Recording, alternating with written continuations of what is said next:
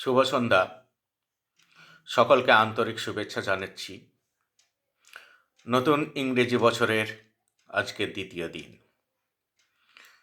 আপনারা জানেন আমরা পশ্চিমবঙ্গে বাস করি। আমাদের পশ্চিমবঙ্গে যে মধ্যশিক্ষা পর্ষদের যে স্কুলগুলো আছে, সরকারি স্কুল, তার সাথে কিছু বেসরকারি স্কুল আছে। সেখানে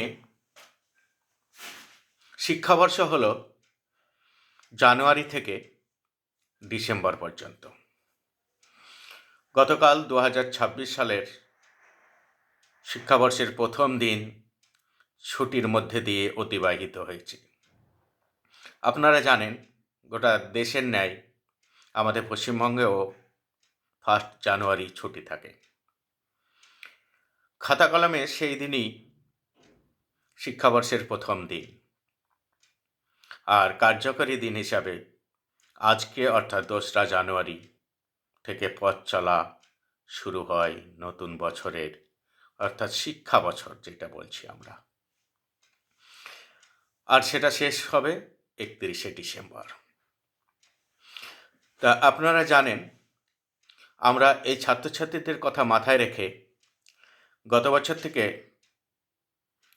একটা সাসপেন্স ক্লাব, অর্থাৎ যেটা চলে ডিজিটাল প্ল্যাটফর্মে, মানে ফেসবুক, হোয়াটসঅ্যাপের মাধ্যমে আমরা পরিচালনা করি। অর্থাৎ আমাদের কাজ এখানে ছাত্রছাত্রীদের যা দরকার আছে কিন্তু সেটা কেনার সামর্থ্য নেই, যেমন বইপত্র, খাতা, আরও শিক্ষা সহায়ক বিভিন্ন উপকরণ, রোল, রাবার, পেন, কাটা কম্পাস, জ্যামিতি বক্স, এই ধরনের বিভিন্ন জিনিস আমরা তাদেরকে দিয়ে থাকি। তবে সবাইকে নয়, যারা উপযুক্ত, যাদের কেনার সামর্থ্য নেই। এই কাজে আমার সঙ্গে আমার আরও কিছু সহকর্মী এবং কিছু বন্ধুবান্ধব এবং কিছু আরও স্নেহধন্য আমার কাছের মানুষ,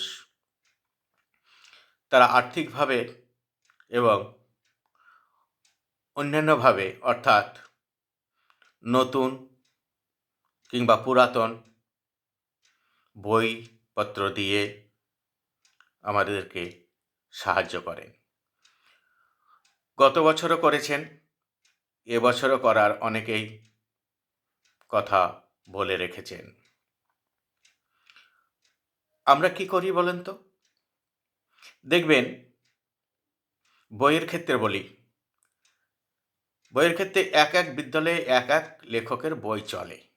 বেশিরভাগ বই তো সরকার দেয়, কিন্তু যেইগুলো দেয় না, বাজারে কিনতে হয়, সেই সমস্ত বইগুলো এক একটা বিদ্যালয়ে এক একটা ধরনের বই কিনে। মাঝে মাঝে সেগুলো বছরে অনেক সময় পাল্টে যায়। কিছু কিছু বই পাল্টে যাওয়ার বিভিন্ন কারণ আছে, সেগুলো আমি যাচ্ছি না।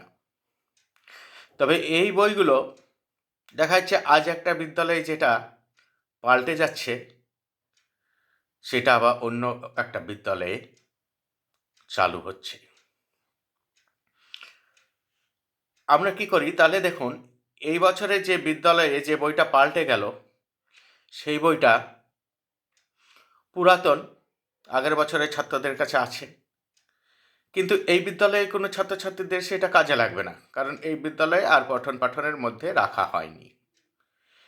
কিন্তু পাশের একটা বিদ্যালয়ে সেই বইটা চালু আছে হয়তো আগে থেকে, কিংবা এই বছর নতুন করে চালু হয়েছে। তাহলে সে সমস্ত বিদ্যালয়েও কিছু ছাত্রছাত্রী আছে যারা দুস্থ, মেধাবী, বই কিনতে পারে না। আমাদের কাজ শুধু এই পড়ে থাকা বইটাকে ওই বিদ্যালয়ের অভাবী ছাত্রছাত্রীর কাছে পৌঁছে দেয়া। আর এই পৌঁছে দেওয়ার মাধ্যমে হিসাবেই কাজ করে সাসপেন্স ক্লাব। আর তার সাথে তো খাতাপত্র, রুল, রাবার, আরও শিক্ষা সামগ্রী আছে, সেগুলো আমরা দিই উপযুক্ত ছাত্রদের প্রয়োজন অনুযায়ী।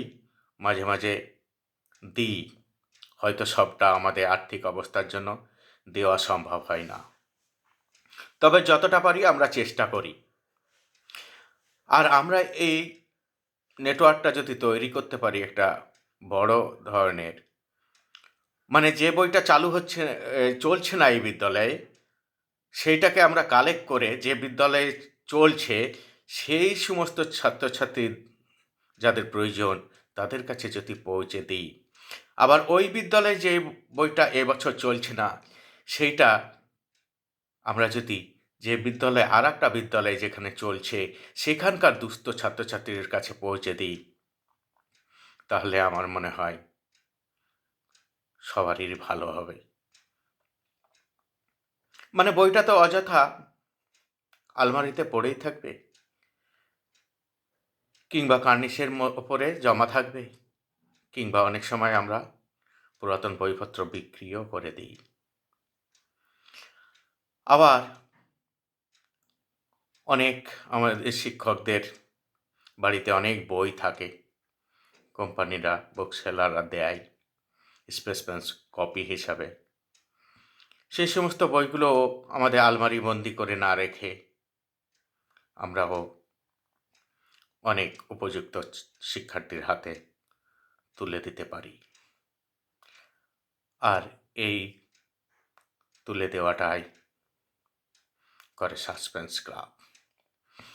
তাই আপনারা যদি আপনাদের কাছের ছেলে মেয়েদের কিংবা কাছের কারো পুরাতন বইপত্র যদি থাকে এবং সাসপেন্স ক্লাবের মাধ্যমে যদি আপনারা অন্য কোনো দুস্থ শিক্ষার্থীর কাছে পৌঁছে দিতে চান, তাহলে আমাদেরকে একটু জানাবেন।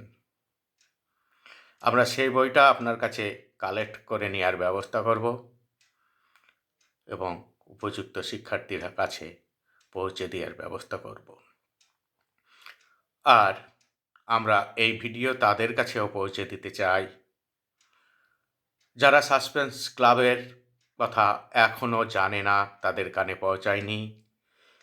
সেরকম প্রত্যেকটা জায়গায় কিছু কিছু দুস্থ মেধাবী ছাত্রছাত্রী আছে যারা ইচ্ছা থাকা সত্ত্বেও এই বইপত্রের অভাবে, শিক্ষা সামগ্রীর অভাবে পড়াশোনা থেকে বঞ্চিত হচ্ছে, পিছিয়ে যাচ্ছে। আমরা তাদেরকেও, যারা আমার ভিডিও দেখছেন তাদের মাধ্যমে বার্তা পৌঁছে দিতে চাই। আমরা তাদের হাতেও কিছু বইপত্র, শিক্ষা সামগ্রী তুলে দিতে চাই। তাদের কথা জানা থাকলে তারাও আমাদের সঙ্গে একটু যোগাযোগ করবেন। তাহলে কি হবে, যার দরকার সেও পাবে, যার দরকার নেই, বইটা অন্যজনকে তুলে দিতে চায়, সেও সেই কাজটা করতে পারবে। ফলে সবারই ভালো থাকবে, সুস্থ থাকবে, একটা শিশু শিক্ষা পাবে। এর থেকে আনন্দের আর কি হতে পারে।